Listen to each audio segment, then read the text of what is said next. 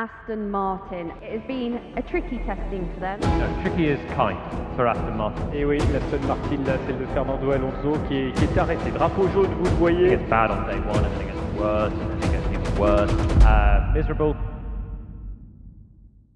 Comment Aston Martin est passé de l'un des projets les plus ambitieux de l'année à l'équipe la plus faible de la grille en 2026 ? Après plusieurs millions de dollars investis, un recrutement massif dont les meilleurs ingénieurs du paddock, cette équipe avait toutes les cartes en main pour devenir l'une des forces de cette nouvelle saison.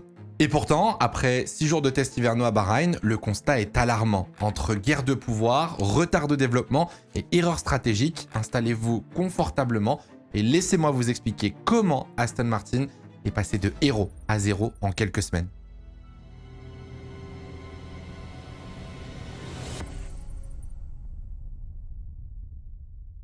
« 10 septembre 2024. Adrian Newey rejoint officiellement Aston Martin après avoir passé 18 ans chez Red Bull, le génie de l'aérodynamique qui l'équipe autrichienne, suite à des tensions autour du scandale de Christian Horner.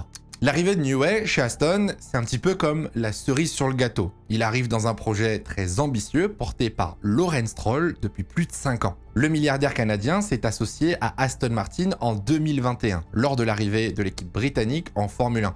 L'objectif pour Lawrence Stroll, il est très simple, gagner. Il veut faire d'Aston Martin l'une des meilleures équipes de Formule 1 et pour ça, il investit énormément, que ce soit du temps ou de l'argent. Pour gagner, Lawrence Stroll recrute des ingénieurs de qualité qui font partie des meilleurs de leur domaine. Alors, évidemment, il y a Adrian Newey, qui est un peu la pièce maîtresse du projet, mais ce n'est pas le seul à avoir rejoint Aston Martin. Dans l'équipe, on a Andy Cowell, ex-directeur de la conception des moteurs hybrides de Mercedes de 2014 à 2020, qui a notamment été team principal d'Aston en 2025. Enrico Cardile, ancien directeur technique châssis et aéro pendant plus de 20 ans chez Ferrari. Gilles Wood, expert en simulation et modélisation des pièces aéro, qui était d'ailleurs le bras droit de Adrian Newey chez Red Bull. Et pour finir, Dan Fallows, ancien disciple de Newey chez Red Bull, lui aussi ingénieur aéro, mais qui a quitté le projet en 2024. On parle là d'un recrutement agressif, avec des ingénieurs talentueux qui ont déjà tous connu le succès. Mais pour les mettre dans les meilleures conditions possibles, Lawrence Stroll a aussi fait construire une usine à la pointe de la technologie. Près de 200 millions de dollars ont été investis pour construire un complexe de 37 000 m² à côté du circuit de Silverstone. L'usine d'Aston Martin, elle est opérationnelle depuis 2024 et elle réunit tout ce qu'une équipe de Formule 1 a besoin. Conception, fabrication, analyse de données, recherche-développement, tout a été pensé et créé dans un seul but, gagner. On y retrouve une soufflerie de dernier cri à la pointe de la technologie, capable de tester l'aérodynamique avec une précision extrême, mais aussi des simulateurs de pilotage ultra modernes, un centre de données haute performance et des outils de fabrication de pointe comme l'impression 3D industrielle. On est clairement sur quelque chose de ultra moderne et sans doute parmi les meilleures installations développées de tout le paddock de Formule 1. Avec ces recrutements, la construction de la nouvelle usine, l'objectif, il est encore plus simple, c'est d'être performant le plus rapidement possible et surtout de se battre pour le titre d'ici 2026.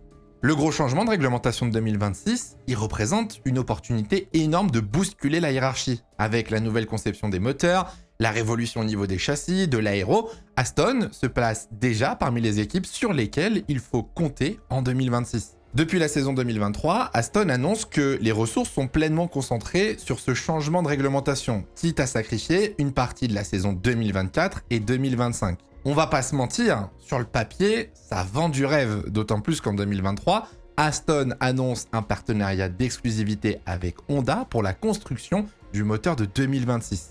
Dans l'objectif d'être une grande équipe de Formule 1, avoir son propre moteur, c'est vraiment un plus. Alors, c'est pas non plus obligatoire, la preuve avec McLaren ces dernières années, qui a été champion constructeur en étant une écurie cliente, mais avoir son propre moteur, ça représente plusieurs avantages. Déjà, vous pouvez mieux gérer l'intégration à la voiture. L'équipe construit son châssis tout en intégrant parfaitement l'unité de puissance pour que tout fonctionne du mieux possible, contrairement à une écurie cliente qui, elle, subit un petit peu plus le moteur en devant construire le châssis autour du bloc qu'on lui impose.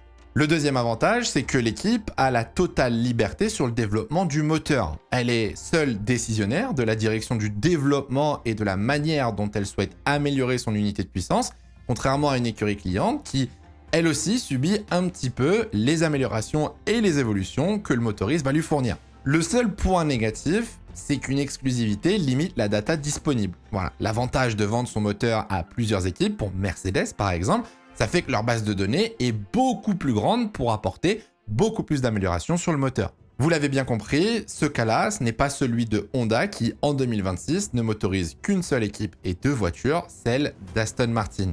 Ce partenariat d'exclusivité avec le moteur Honda est donc une très bonne chose pour Aston, d'autant plus que le moteur japonais a été très performant avec Red Bull sur la fin des années 2010, notamment sur la partie électrique qui est devenue très importante en 2026. Des ingénieurs ultra talentueux, le génie d'Adrian Newey, une toute nouvelle usine à la pointe de la technologie, l'exclusivité du moteur Honda, un budget XXL fourni par Lawrence Stroll et une voiture pilotée par Fernando Alonso, Aston Martin, en théorie, a tout pour réussir en 2026. Tous les voyants sont donc au vert pour voir l'écurie britannique se battre pour un titre en 2026. Le seul potentiel point négatif, c'est le retour de la collaboration entre Alonso et Honda. Alors que tout semblait aller dans le bon sens et qu'on était très positif pour Aston Martin en 2026, le début de saison de l'écurie britannique est un véritable cauchemar. Après 9 jours, soit 72 heures de roulage, Aston n'a fait que 400 tours, ce qui en fait l'équipe avec le moins de kilomètres, loin derrière Cadillac, et la deuxième équipe avec le moins de tours, soit 750. C'est très inquiétant car la liste des problèmes de l'AMR26 est très longue et concerne principalement le moteur Honda. Le moteur japonais a livré à Aston Martin un moteur qui a un déficit de puissance thermique, de puissance électrique, mais surtout une très mauvaise fiabilité. La situation actuellement, je vous le dis, elle est critique, parce qu'en quittant Bahreïn, Aston Martin est inquiète de son niveau de performance qui, pour l'instant, ne lui permettrait peut-être pas d'être dans les 107% lors du premier Grand Prix de la saison en Australie. Alors pour bien comprendre comment on en est arrivé là, il faut qu'on remonte un petit peu dans le temps. Si vous vous souvenez bien, Aston Martin était arrivé en retard lors du shakedown à Barcelone fin janvier. Et ce retard, il s'explique par plusieurs choses. Même si Adrian Newey a signé pour Aston Martin le 10 septembre 2024, l'ingénieur britannique n'a pu commencer à travailler qu'à partir du 1er mars 2025, à cause d'une période de gardiennage qui l'empêchait de prendre son poste pendant quelques mois après son départ chez Red Bull. Aston Martin a donc eu du retard dans la conception de son AMR26 dès le début, alors que les autres équipes, elles, avaient pu se mettre au travail dès le 1er janvier 2025. Lors de son arrivée à l'usine, Adrian Newey a fait un état des lieux et s'est rendu compte à quel point c'était le bordel chez Aston Martin. L'équipe manquait cruellement de structure. À ce moment-là, c'était Andy Cowell, le team principal, assisté par Mike Krack en tant que Chief Strategy Officer. La situation chez Aston, à ce moment-là, elle est délicate parce que Cowell, Krack et Newey sont les 3 personnes qui dirigent le projet de 2026 et là déjà s'installe une mini-guerre en interne car personne n'est d'accord avec personne. Par la décision de Lawrence Stroll, c'est finalement Adrian Newey qui récupère les pleins pouvoirs du projet de 2026 pendant que Cowell et Krack passent légèrement au second plan. Cette réorganisation interne était nécessaire, mais va encore faire perdre du temps à Adrian Newey, car il ne commence à travailler sur la voiture qu'à partir du mois d'avril, soit 1 mois après son arrivée. Sauf que là aussi, de nouveaux problèmes vont se présenter aux Britanniques. Comme je vous l'ai dit, Aston Martin a une toute nouvelle usine avec une toute nouvelle soufflerie à la pointe de la technologie. Mais le souci, c'est que cette soufflerie, elle ne fonctionne pas. Depuis quelques mois, en interne, il y a des gros problèmes avec la soufflerie car les données récoltées ne correspondent pas à la réalité en piste. La corrélation soufflerie-piste n'est pas bonne et ça pose des gros problèmes. Quand Newey s'en rend compte, les premiers dessins de la MR26 étaient déjà en cours. Adrian Newey et ses équipes vont donc prendre plusieurs semaines pour retravailler et reconfigurer la soufflerie afin que la corrélation soit bonne. Et ils vont réussir, mais ça va de nouveau faire perdre du temps à Newey dans la conception de la voiture de 2026, car les plans de base partent à la poubelle. Il faut repartir sur une feuille blanche et recommencer le projet de zéro. Finalement, la restructuration interne qui a été faite était nécessaire, mais elle a fait perdre beaucoup de temps à l'équipe. Newey n'a pu commencer à travailler sérieusement sur la MR26 qu'à partir de fin avril, début mai, soit presque 5 mois après les autres équipes. Ça explique en partie le retard de l'écurie britannique au shakedown de Barcelone, Mais une fois sur la piste, de nouveaux problèmes sont apparus et cette fois-ci notamment sur le moteur de Honda. Pour faire simple, le moteur Honda n'a aucun avantage, aucun point positif. Les premiers kilomètres ont été faits avec un moteur bridé, car la partie thermique manque de puissance et est fragile. Le moteur a du mal à être refroidi et dans les meilleures conditions, il n'est même pas capable de dépasser les 11 500 tours minute, pendant que les autres moteurs dépassent mais facilement les 12 000 tours minute. Ce manque de puissance crée une énorme perte de vitesse de pointe. Typiquement, si vous avez suivi les premiers jours, la MR26 dépassait à peine les 300 km/h, pendant que Verstappen, dès le premier jour avec son moteur Red Bull Ford, approchait les 350 km/h. La partie thermique accuse donc un gros retard, tout comme la partie électrique. Vous le savez, hein, on l'a assez répété, je pense. Cette saison, l'électrique est très important. Dans les moteurs, on s'approche d'une répartition 50% thermique, 50% électrique. Le moteur Honda a beaucoup de mal à déployer de l'énergie, ce qui complique la phase d'accélération pour la MR26, mais surtout qui crée des grosses galères sur la recharge des batteries. Newell a expliqué à la FIA, lors de certaines discussions à Bahreïn, le moteur Honda de Aston Martin n'arrive même pas à atteindre la capacité de charge minimale sur un tour. C'est comme si Aston Martin, au final, ne pouvait compter que sur son moteur thermique. Bon, pour couronner le tout, vous le savez, le moteur n'est pas fiable et on voit très souvent des signaux d'alerte qui empêchent grandement Aston Martin d'enchaîner les tours et de se préparer pour le Grand Prix d'Australie.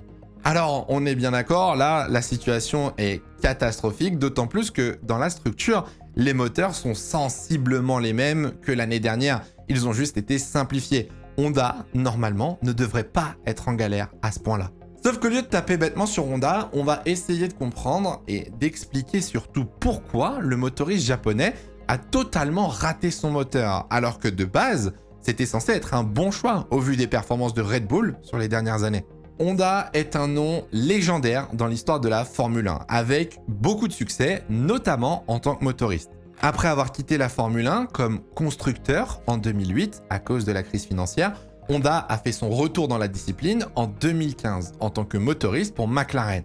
Bon, la collaboration a été très compliquée, c'était des nouveaux moteurs hybrides et surtout que la partie électrique était une technologie très difficile à maîtriser à l'époque. Avec ce gros manque d'expérience, la collaboration entre Honda et McLaren s'est terminée en 2017. Bon, les moteurs japonais étaient juste trop mauvais, pas de puissance, peu de fiabilité, ça n'avait surtout pas plu à Fernando Alonso à l'époque. Mais avec du temps et surtout de la patience, Honda s'est amélioré et a proposé des moteurs de plus en plus compétitifs jusqu'en 2020 où le motoriste japonais a annoncé son retrait de la Formule 1. À ce moment-là, il faut le rappeler, les moteurs Honda étaient vraiment performants. Ils ont quand même permis à Red Bull et Verstappen de se battre pour un titre face à Mercedes, mais l'équipe japonaise estime avoir fait le tour en 6 ans et souhaite désormais se concentrer sur de nouveaux projets. Au lieu de chercher à s'associer à un autre motoriste, Red Bull, en 2022, a donc décidé de créer sa propre branche moteur, Red Bull Powertrains. Pour ça, il décide de garder le moteur Honda, mais de racheter à la marque japonaise la propriété intellectuelle du bloc propulseur. RBPT, du coup, récupère donc les moteurs, les plans, la technologie et surtout les ingénieurs. Toute l'expérience, tous les ingénieurs et les spécialistes que Honda avait en Formule 1 depuis son retour en 2015, tout est parti chez Red Bull. Du coup, vous voyez où je veux en venir. Quand en 2023, Aston Martin annonce sa collaboration avec Honda, c'est pas le Honda de 2021. Toute l'expertise F1, elle est désormais chez RBPT Ford. Le nouveau Honda de 2026, il est sans expérience et il repart de zéro. Fernando Alonso est en train de retrouver le même Honda que 2015. Alors, c'est un peu différent parce que les technologies des moteurs hybrides en Formule 1 sont mieux maîtrisées aujourd'hui qu'en 2015, mais ça n'empêche pas que Honda repart presque d'une page blanche. Sur le projet F1, ça explique en grande partie les difficultés de ce début de saison. Bon, en plus de ça, si on est honnête, Adrian Newey ne leur a pas facilité la tâche. Le cahier des charges demandé par Newey est extrêmement exigeant et très complexe. Ça se voit quand on regarde le train arrière très travaillé et agressif de la MR26, le moteur doit être optimisé au maximum. Newey a demandé à Honda un moteur très compact avec une batterie aussi compacte pour que le tout prenne le moins de place possible tout en délivrant assez de puissance et en étant fiable.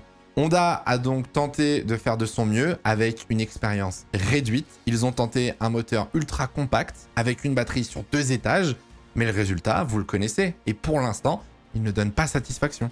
Les demandes de Newey sont peut-être trop exigeantes, trop agressives, trop extrêmes pour une première année de réglementation. En tout cas, Honda n'a pas réussi à atteindre les objectifs fixés. Mais ce ne sont pas les seuls, car Aston Martin, eux aussi, ont raté le développement d'une des pièces les plus importantes de la voiture, la boîte de vitesse. C'est la première année où l'équipe doit concevoir sa propre boîte de vitesse. Depuis 2021, Aston Martin était une écurie cliente du moteur Mercedes qui fournissait l'unité de puissance, les suspensions arrière et la boîte de vitesse. Alors pour l'instant, rien à signaler sur les suspensions arrière, tout va bien, mais rapidement, Aston Martin s'est rendu compte que sa boîte de vitesse était ratée. Et ce n'est pas bon signe, surtout au vu de l'importance de la boîte cette année. Vous le savez, en 2026, l'un des enjeux, c'est la gestion et la recharge de la batterie. Et pour ça, les équipes utilisent différentes techniques, comme par exemple le lift and coast, le LiCo, ou encore un terme que vous avez peut-être déjà entendu, le harvesting. Pour faire simple, c'est le fait de rester sur un rapport plus court avec un régime moteur plus élevé. À ce moment-là, le MGUK va absorber une partie de la puissance du moteur thermique en créant une résistance, ce qui permet du coup de transformer cette énergie mécanique en énergie électrique. Le problème, c'est que cette technique, elle nécessite une bonne boîte de vitesse, une boîte solide. Et c'est pas le cas d'Aston Martin qui est vraiment à la traîne là-dessus, et donc forcément sur la recharge du MGUK. Et vous vous doutez bien qu'au final, la boîte interagit mal avec le moteur Honda, ce qui crée déjà de 1, une désynchronisation, mais surtout réduit la performance. Au final, ça fait beaucoup de problèmes qui expliquent tous les soucis qu'Aston a eu lors de ses essais hivernaux. Le retard à Barcelone, le drapeau rouge lors de la 4e journée pour Stroll à cause d'une boîte cassée, le drapeau rouge de Fernando Alonso lors du 5e jour à cause d'un problème sur la batterie et le moteur électrique de Honda. Et au final, les 6 pauvres tours du dernier jour dus au manque de pièces au niveau du moteur à cause de tous les problèmes rencontrés pendant les essais. On aurait dû avoir une Aston Martin qui se bat aux avant-postes en 2026. Sauf que là, la situation de l'équipe, elle est plus qu'alarmante. La saison n'a même pas commencé. Mais du coup, la vraie question, c'est est-ce que Aston Martin est condamné à être au fond de la grille en 2026 ? Est-ce qu'il y a de l'espoir ? Et surtout, est-ce qu'Aston Martin et Honda vont trouver des solutions ? Bon, vous vous doutez bien qu'Aston Martin s'attendait à ce que ces essais soient compliqués. Depuis plusieurs mois, ils ont connaissance des problèmes liés au moteur, sur la boîte de vitesse ou même sur la fiabilité de leur voiture. Mais je pense que là, c'était bien pire que ce qu'ils avaient imaginé. Après 9 jours de test, il n'y a rien de bon à retenir au niveau des performances. Aston n'a même pas pu tester correctement le châssis ni l'aérodynamique de sa voiture. Mais concernant le moteur, il semblerait que Honda ait déjà trouvé la cause du problème. Andy Cowell est parti en urgence à Sakura au Japon, dans l'usine de Honda, pour superviser la version B du moteur qui est en cours de production. L'objectif, c'est de l'homologuer le plus rapidement possible avant le 1er mars afin de pouvoir commencer la saison avec celui-ci et régler une partie des soucis. Tout le monde est conscient que ce n'est pas une solution finale, c'est une solution de secours et que ça ne va pas résoudre tous les problèmes. Mais ça devrait quand même permettre à Aston Martin de terminer au moins les premières courses en attendant les futurs développements. Parce que pour le coup, ça, c'est sûr, il va y en avoir du développement et je pense qu'Aston va bien profiter de la Duo. Petit rappel rapide, la Duo est une aide introduite par la FIA cette année qui fera un bilan des performances moteurs tous les 6 grands prix. En fonction de l'écart entre les meilleurs et les pires moteurs, les retardataires auront le droit d'apporter des évolutions performances supplémentaires ainsi que davantage de temps sur les bancs d'essai. Et au vu du retard que Honda semble avoir, il est fort probable qu'Aston en profite. Concernant la boîte de vitesse, il est possible qu'Aston apporte également une amélioration d'urgence avant le début de la saison, mais comme le moteur, ce sera qu'une solution rapide qui ne réglera pas tous les problèmes. Malgré tout ça, on reste optimiste du côté d'Adrian Newey, qui est confiant concernant le travail qui a été fait sur le châssis et sur l'aéro, d'autant plus que les améliorations devraient arriver assez rapidement. Selon Newey, la MR26 pourrait rapidement devenir la meilleure voiture dans ce domaine à partir du 6e ou 7e Grand Prix de la saison. On garde de l'espoir du côté d'Aston, mais il faudra forcément attendre les améliorations du moteur et de la boîte de vitesse pour voir le plein potentiel. Le développement de cette AMR26 va demander du temps et de la patience. Il est fort probable que des améliorations assez agressives arrivent rapidement pour corriger les défauts de la voiture, mais on sera quand même très loin des objectifs de base. La tendance est de dire qu'Aston va rapidement remonter dans le midfield et pourrait peut-être espérer terminer dans le top 5, qui serait assez exceptionnel vu la performance qu'ils ont aujourd'hui. Mais malgré tout, ça reste loin des espoirs de titre qu'on avait au début de la saison. Il y a encore 6 mois même, il faudra attendre au minimum 2027 pour espérer se battre aux avant-postes. Même avec tout l'argent du monde, ça ne suffit pas à créer la meilleure écurie. L'organisation interne, l'expérience sont des éléments clés du succès. Aston Martin va devoir encore patienter un peu pour essayer de se rapprocher des top teams du plateau. Mais est-ce que tout le monde aura la patience et la motivation de continuer? Vous me voyez venir, mais cette année, Fernando Alonso aura 45 ans. Et si on est objectif, il ne lui reste plus beaucoup d'années en Formule 1. On lui avait promis une voiture capable de gagner en 2026, mais une fois de plus, il va devoir patienter. Sa dernière victoire remonte à 2013. Cette année fera 13 ans qu'il attend ce bonheur. Alors, est-ce que Fernando aura l'envie et la motivation de continuer et à se battre pour développer cette voiture? Il y a environ un an, il avait déclaré que si la voiture de 2026 était performante, ce serait certainement sa dernière année en Formule 1, car il souhaitait terminer sur une bonne note. Mais qu'au contraire, si la voiture n'était pas bonne, il resterait pour aider et développer. Vous connaissez Alonso aussi bien que moi, et cette déclaration, elle est étonnante. On s'attendait presque à l'inverse. On peut pas lui en vouloir, après 13 ans sans victoire et proche de la retraite, est-ce qu'il a vraiment la patience de se relancer dans un projet à long terme pour développer une voiture dont il ne profitera peut-être même pas du succès? N'hésitez pas à me dire ce que vous en pensez en commentaire et si vous voyez Aston Martin remonter la pente pour cette saison 2026 de Formule 1. Nous, on se retrouve très bientôt pour une prochaine vidéo. En attendant, prenez soin de vous, c'est le plus important. Ciao, ciao.